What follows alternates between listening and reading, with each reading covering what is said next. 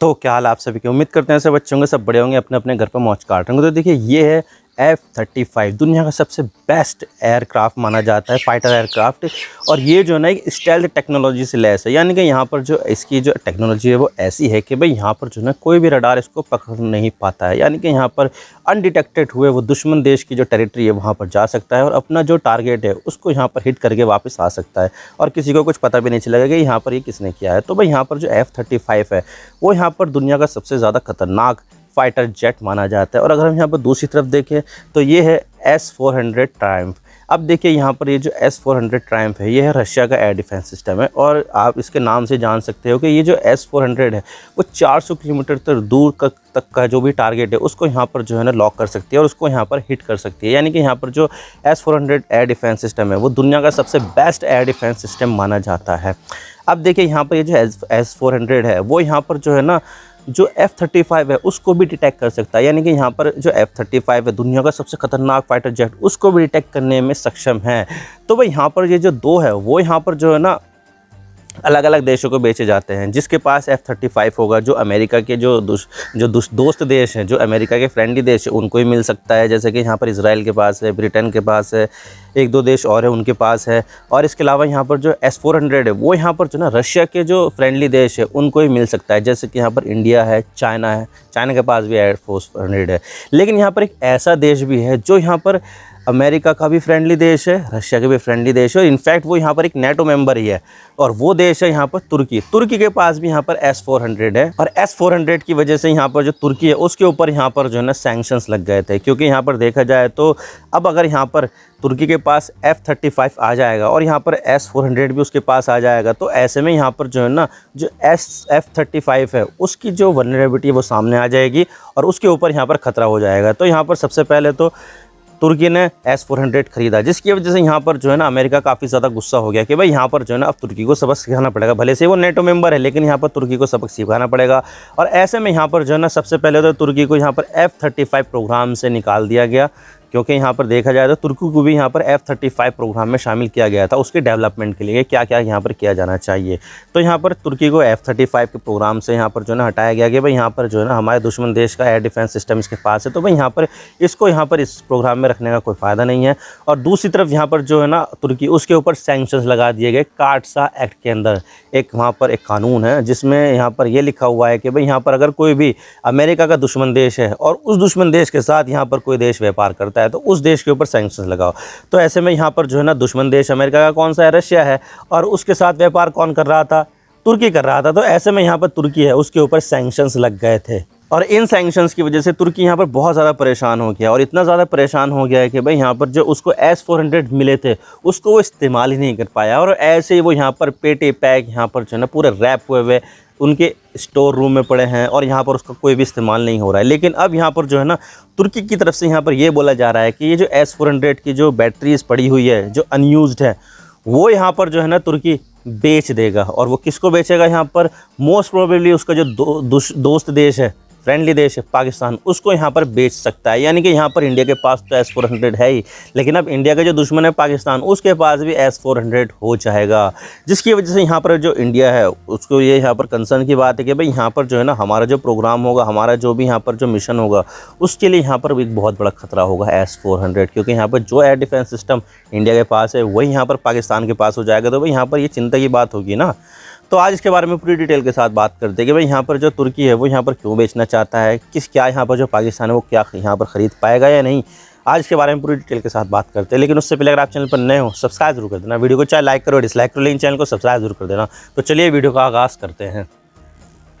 तो देखिए तुर्की जो है ना वो यहाँ पर मिडिल ईस्ट से घिरा हुआ है, यूरोप से घिरा हुआ है, ऊपर उसके जो है ना ब्लैक सी है और नीचे जो है ना मेडिटेरेनियन सी है। तो भाई यहाँ पर जो उसकी जो बॉर्डर है वो काफ़ी ज़्यादा वनरेबल हो जाती है और यहाँ पर जो इमिग्रेंट्स है वो भी यहाँ पर तुर्की के ज़रिए होते हुए यहाँ पर यूरोप जाते हैं। तो ऐसे में यहाँ पर जो तुर्की है वो एक काफ़ी ज़्यादा इम्पॉर्टेंट देश हो जाता है। और जो बॉस्फोरस स्ट्रेट है जो रशिया को पूरी दुनिया से कनेक्ट करने वाला जो ब्लैक सी है वो यहाँ पर तुर्की से ही होकर जाता है। जो बॉस्फोरस स्ट्रेट है वो इस्तांबुल शहर को दो हिस्सों में जो है ना बांट देता है। यूरोप और एशिया को भी दो हिस्सों में बांट देता है। तो तुर्की की जो यहाँ पर ज्योग्राफी है वो दुनिया के लिए काफ़ी ज़्यादा इंपॉर्टेंट है, क्योंकि यहाँ पर एक बहुत ही जो इम्पोर्टेंट स्ट्रेट है उसको यहाँ पर कंट्रोल करने वाला तुर्की है। तो ऐसे में यहाँ पर तुर्की की इंपॉर्टेंस है वो काफ़ी ज़्यादा इंपॉर्टेंट हो जाती है। और इसी वजह से यहाँ पर जो है ना 1949 में तुर्की को नेटो में शामिल किया गया था, ताकि यहाँ पर जो है ना तुर्की को रशिया के हाथों में जाने से बचाया जा सके और एक इम्पॉर्टेंट देश को अपने पाले में लिया जा सके। तो तुर्की जो है ना नेटो का बहुत पहले से हिस्सा है।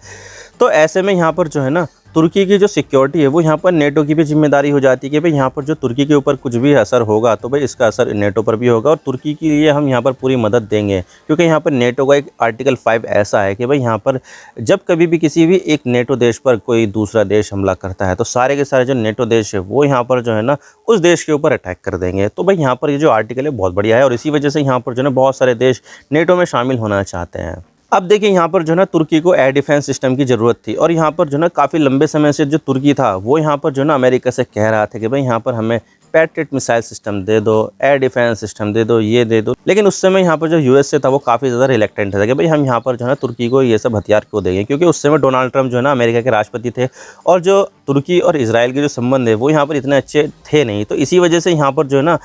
बैलेंस ऑफ पावर यहाँ पर हमेशा इजराइल के पक्ष में रखने के लिए यहाँ पर जो है ना अमेरिका ने ये सब हथियार जो है वो तुर्की को दिया ही नहीं, जिसकी वजह से तुर्की जो है ना वो काफ़ी ज़्यादा फ्रस्ट्रेट हो गया कि भाई यहाँ पर ये हमारी मदद कर ही नहीं रहे हैं, कि भाई यहाँ पर जो है ना हम नेटो के भी मेंबर है, हम यहाँ पर जो है ना इतना ज़्यादा कंट्रीब्यूट करते हैं, फिर भी यहाँ पर जो है ना हमें हथियार नहीं मिले। तो भाई ये सब चीज़ें नहीं चलेगी, हमारी ज़रूरत जो है ना सबसे पहले है। तो ऐसे में यहाँ पर जो है ना तुर्की गया चाइना के पास। चाइना के भी यहाँ पर जो है ना एयर डिफेंस सिस्टम था, लेकिन यहाँ पर जो है ना उसके जो डेमो में ही यहाँ पर जो है ना वो एयर डिफेंस सिस्टम फेल हो गया, जिसकी वजह से यहाँ पर जो है ना तुर्की का चाइना के जो सिस्टम है उससे मोह भंग हो गया कि भाई हमें चाइनीज़ भी नहीं चाहिए। लेकिन यहाँ पर जो है ना S-400 था, उससे जो तुर्की था वो काफ़ी ज़्यादा इंप्रेस हो गया, और यहाँ पर जो है ना डील साइन कर ली कि भाई हम यहाँ पर जो है ना तुर्की जो है ना वो रशिया से एयर डिफेंस सिस्टम खरीदेगा S-400। तो ऐसे में यहाँ पर जो है ना अमेरिका इस चीज़ से नाराज़ हो गया, और जो F-35 के प्रोग्राम में तुर्की को डाल रखा था ना उससे निकाल दिया, और काटसा एक्ट के अंदर जो countering America's adversary through sanctions act है उसके अंडर में यहाँ पर जो है ना तुर्की है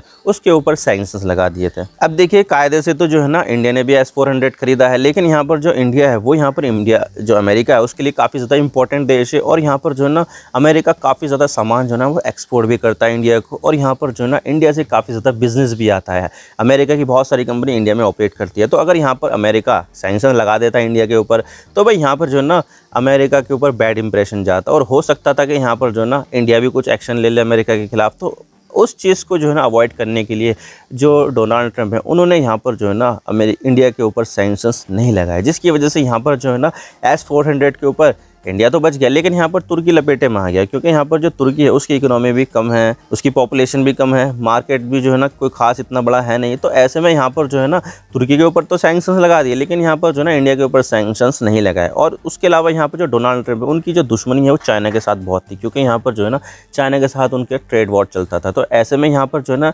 अमेरिका ने चाइना के ऊपर भी सैंक्शन लगाया कि भाई तुम यहाँ पर जो है ना व्यापार करोगे रशिया के साथ, ठीक है हम तुम्हें यहाँ पर सबक सिखाएंगे। तो ऐसे में यहाँ पर जो है ना चाइना के ऊपर भी सैंक्शन लगा दिए। तो यहाँ पर जो सारा मुद्दा बन रहा था वो यहाँ पर S-400 के ऊपर बन रहा था कि भाई यहाँ पर तुर्की इस चीज़ को छोड़ दे S-400 को, तो हम यहाँ पर जो है ना तुर्की को वापस से F-35 के प्रोग्राम में शामिल कर लेंगे। तो भाई यहाँ पर जो है ना सिरदर्दी बन गई कि भाई हम यहाँ पर जो है ना इस चीज़ को जो है ना चलाए या नहीं चलाए, इसका इस्तेमाल करें या नहीं। तो भाई तुर्की के लिए काफ़ी बड़ी सिरदर्दी थी। और अब यहाँ पर जो है ना ये क्लियर कर दिया है तुर्की के एक पूर्व मंत्री ने, उन्होंने यहाँ पर ये कह दिया है कि भाई हम यहाँ पर जो है ना S-400 को जो है ना बेच देंगे, इस्तेमाल करेंगे ही नहीं, और यहाँ पर उसके बाद हम F-35 का जो प्रोग्राम है उसमें वापस से शामिल हो जाएंगे, ताकि यहाँ पर जो फाइटर जेट है 5th जनरेशन का जो फाइटर जेट है, स्टेल्थ फाइटर जेट है, उसमें यहाँ पर जो तुर्की है उसको यहाँ पर ये फाइटर जेट मिल जाए। तो भाई यहाँ पर अपने आप को मजबूत करने के लिए जो तुर्की है वो यहाँ पर S-400 को डंप कर रहा है, और उस देशों को यहाँ पर बेचने की कोशिश करेगा जो यहाँ पर रशिया के फ्रेंडली देश है, जैसे कि यहाँ पर जो है ना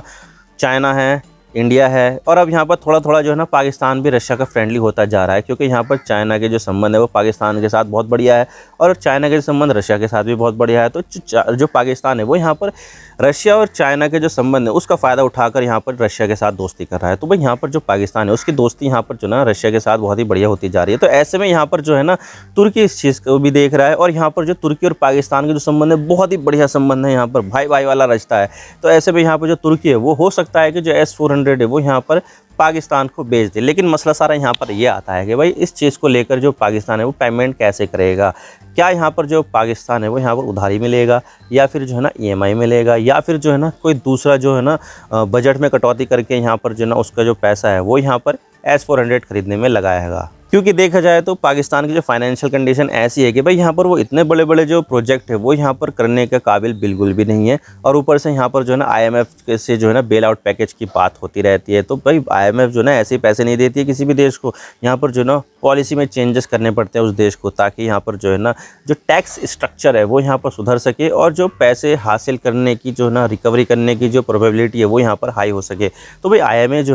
जो है ना वो ऐसे ही पैसे नहीं देता है, यहाँ पर जो है ना उस देश को अपना जो टैक्स स्ट्रक्चर है उसको यहाँ पर जो है ना मॉडिफाई करने की ज़रूरत पड़ती है। अब देखिए पाकिस्तान के पास सिर्फ एक ही ऑप्शन बच जाता है कि भाई यहाँ पर जो है ना पाकिस्तान EMI पर यहाँ पर जो ये S-400 है वो यहाँ पर तुर्की से लेकिन यहाँ पर जो है ना इंडिया एक बहुत ही बढ़िया चॉइस बन जाती है तुर्की के लिए कि भाई यहाँ पर जो है ना तुर्की अगर इंडिया को S-400 बेचेगा तो भाई यहाँ पर इंडिया जो है ना फुल एंड फाइनल पेमेंट जो है ना 1 शॉट में ही कर देगा कि भाई यहाँ पर ये लो पैसा और अपना जो S-400 है वो यहाँ पर दो, क्योंकि यहाँ पर इंडिया के पास पहले से S-400 है। तो यहाँ पर जो है ना इंडिया जो है ना काफ़ी अच्छे से S-400 किस तरह से ऑपरेट करता है वो सब जानता है। तो भाई यहाँ पर जो है ना अगर इंडिया इस चीज़ को हासिल कर लेता है तो ये बहुत ही बढ़िया बात होगी, और इसके लिए यहाँ पर इंडिया को प्रोएक्टिव तरीके से यहाँ पर जो है ना काम करने की ज़रूरत है। एक कहावत है कि भाई जियोपॉलिटिक्स में ना ही कोई किसी का परमानेंट दोस्त होता है और ना ही कोई परमानेंट दुश्मन होता है, अपने जो इंटरेस्ट होते हैं वही परमानेंट होते हैं। तो भाई यहाँ पर जो तुर्की है वो इंडिया के लिए थोड़ा सा जो है ना ऐसे ही समझ लीजिए कि भाई पाकिस्तान का दोस्त है, तो वो इंडिया के साथ तो उसके संबंध अच्छे नहीं होंगे। तो ऐसे में यहाँ पर इंडिया और तुर्की के संबंध तो इतने अच्छे नहीं है, लेकिन यहाँ पर इंडिया जो है ना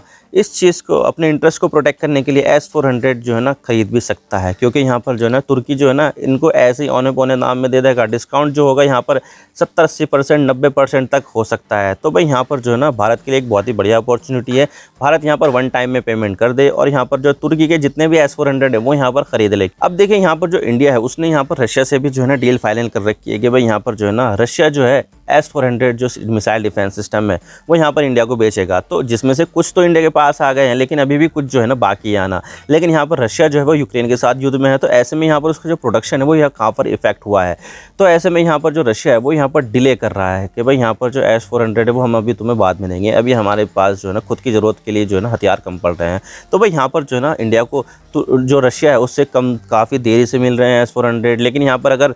तुर्की से अगर वो ख़रीदेगा तो भाई हाथों हाथ ही यहाँ पर जो है ना कुछ ही दिनों में यहाँ पर जो है ना तुर्की इनको भेज भी देगा, और यहाँ पर इंडिया भी जो है ना 1 टाइम में पेमेंट जो है ना सॉर्ट आउट कर देगा। सारा का सारा जो पेमेंट है वो एक साथ ही कर देगा। लेकिन अगर यहाँ पर जो तुर्की अगर पाकिस्तान को बेचेगा तो उसके जो पैसे है वो यहाँ पर सारे के सारे अटक जाएंगे। तो भाई तुर्की को भी यहाँ पर ये सब चीज़ें समझने की ज़रूरत है कि भाई यहाँ पर उसके लिए क्या बेनिफिशियल है, इंडिया बेनिफिशियल है या पाकिस्तान बेनिफिशियल है। तो आई होप आपको सारी बातें समझ में आ गई होगी किस तरह से यहाँ पर जो तुर्की है वो यहाँ पर अपने जो S-400 मिसाइल डिफेंस सिस्टम है वो यहाँ पर बेचना चाहता है, ताकि यहाँ पर जो F-35 फाइटर जेट है, स्टेल्थ फाइटर जेट है, वो यहाँ पर हासिल कर सके। लेकिन यहाँ पर मसला ये आ सकता है कि भाई यहाँ पर जो तुर्की है वो बेचेगा किसके, क्योंकि यहाँ पर जो है ना तुर्की और पाकिस्तान के बहुत अच्छे संबंध है, बहुत भाई भाई वाला रिश्ता है। लेकिन यहाँ पर जो है ना ये सब बिज़नेस में ये सब चीज़ें देखी नहीं जाती हैं, पैसा देखा जाता है। तो भाई देखने वाली बात होगी कि तुर्की यहाँ पर जो है ना किसको यहाँ पर जो है ना चूज़ करता है, पाकिस्तान को चूज़ करता है या फिर इंडिया को चूज़ करता है, ये तो वक्त ही बताएगा। आई होप आपको सारी बातें समझ में आ गई होगी। अगर वीडियो थोड़ा सा भी पसंद आए लाइक ज़रूर कर देना, और चैनल पर नए हो तो चैनल को सब्सक्राइब जरूर कर देना। आपकी एक सब्सक्रिप्शन से